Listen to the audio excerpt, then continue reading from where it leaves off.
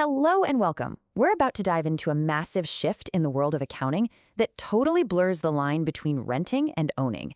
Seriously, this is a change that added trillions of dollars in assets and debts to company balance sheets almost overnight. So let me ask you a question. When is renting a brand new office the same as actually buying the building? I know, it sounds like a trick question, right? But here's the thing.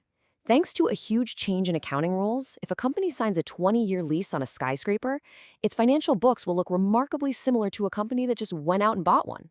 Today, we're going to unpack exactly how that works.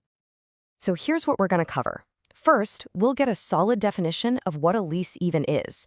Then we'll jump into the real heart of it, how a big lease now creates a brand new asset and a liability on the books. We'll see how those numbers evolve over time, find out about a handy little shortcut for smaller leases, and finally, we'll connect all the dots to see why this is such a game changer for understanding a company's real financial situation.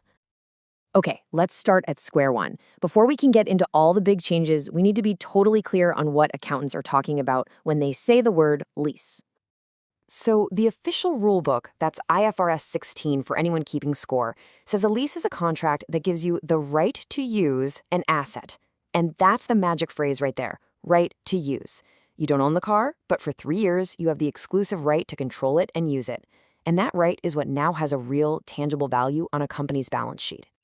Now, in any lease, you've got two main players. There's the lessor, that's the owner of the asset, like the company that owns the building.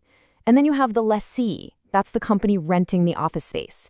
For this whole explainer, we're going to be looking at this from the lessee's point of view, because that's where all these revolutionary accounting changes actually take place. And that brings us to the biggest change in, well, decades probably. This isn't just about moving numbers around. This is a complete rethink of what a company's balance sheet is supposed to show. You see, in the old days, a rent payment was just an expense, kind of like paying the electric bill. Simple. But now, the rules say that the moment you sign a major lease, you have to add two huge new items to your balance sheet. First, a right-of-use asset, which represents your right to use that office or that fleet of trucks. And second, an equally large lease liability, which is basically the total debt you've just signed up for. So how do you figure out the size of that liability? Well, it's a bit more complicated than just multiplying the monthly rent. Accountants have to capture the entire financial promise. That means you start with all the fixed payments, sure, but you also have to factor in things like guarantees you made about the asset's value, or the likelihood you'll use an option to buy it, and even any penalties for bailing on the lease early. It's all about calculating the true total debt. And of course, for every liability, you get an asset. The value of this right-of-use asset starts with that liability number we just came up with, but then you also add in any upfront payments or legal fees it took to get the deal done. You even have to estimate how much it'll cost to tear everything down at the end. It's a full accounting of what this right really costs the company to get. Okay, so we've put these two huge new numbers on the balance sheet, but they don't just stay put. You have to think of it more like a living balance sheet, because these values are constantly shifting and changing over the entire life of the lease. Just think of that lease liability as a loan. It makes perfect sense. Every payment you make helps chip away at the total amount you owe. But at the same time, interest is quietly building up on the remaining balance, pushing the debt back up. It's this constant push and pull. Let's look at an example. Check out that first row for 20x2. The company starts the year owing $5,710. Over the year, $857 in interest gets added on. But they also make a $2,000 payment. So what's the end result? The liability shrinks down to $4,567. And you can see how, year after year, those payments keep whittling down the debt, even with interest being tacked on. So that's the liability side. What about the asset?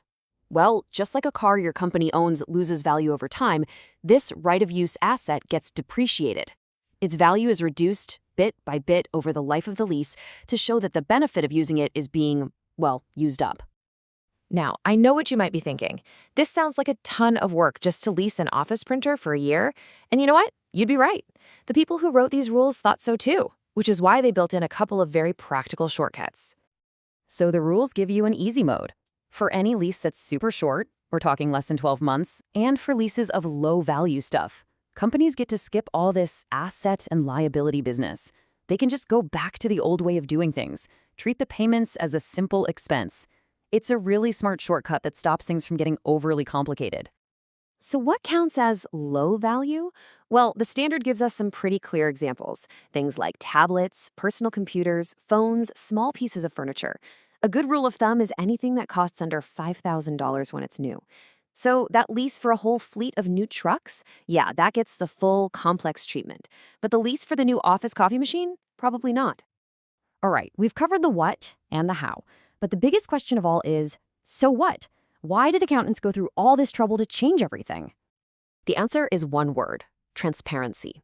Before this all changed, a company could have massive, long-term commitments, say for its entire fleet of airplanes, and that debt would be buried deep in the footnotes of a report. But now, as you can see right here, there are two new lines front and center on the balance sheet for everyone to see: right-of-use asset and lease liabilities.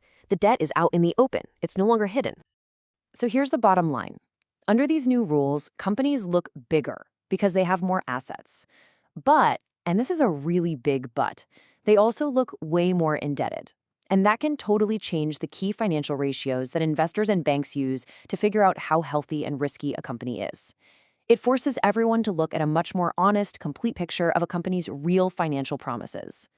So the next time you're looking at a company's financials, you'll see more than just what they own. You'll see what they control. And you'll see the true debt they took on to get that control. So the real question is, now that you know what to look for, how is this new, clearer view going to change the way you look at some of your favorite companies?